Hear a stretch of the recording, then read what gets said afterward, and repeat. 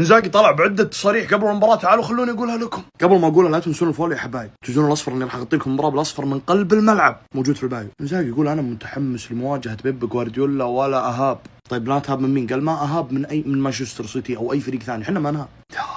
يا قدحتك. برضو قال سيكون علينا أن نقدم مباراة نموذجية ضد مانشستر سيتي، وأيضا صرح الناصر الدوسري أساسي ضد السيتي. قال في أسبوع واحد بس مع الهلال شفت شيء ما شفته مع أندية كثير دربتها. وصح السي في حق الظاهر ما فيه إلا 4 أندية، بس واضح إنه يبغى يمدح الهلال. استحقينا التأهل وهنيت المجموعة. برضو قال احتمالية كبيرة جدا إني بكرة ألعب بخطة 3-5-2، إني فايز يكون بالخلف ولا جامي من الممكن يكون أساسي. تكلم عن متروفيتش وقال إنه ما راح يلعب. برضو ذكر إن حنا مجموعة تنافسية لا نملك لا الخوف ولا الرهبة، ما نشوف أحد شيء. كلام هذا قال إنزاجي مو أنا. وبرضو ذكر إنه إلى الآن ما حط خطة في باله خلاص بيمشي عليها، لا في المران الأخير اللي هو اليوم كان راح تتحدد الخطة، وأعتقد إنها راح تكون 3-5-2. برضو قال صح إن السيتي واحد من أفضل فرق العالم إذا ما كان الأقوى حاليا، لكن هالشيء ما يخوفنا أبدا بل يحفزنا. أنت حفزتنا بتصريحك لب والله.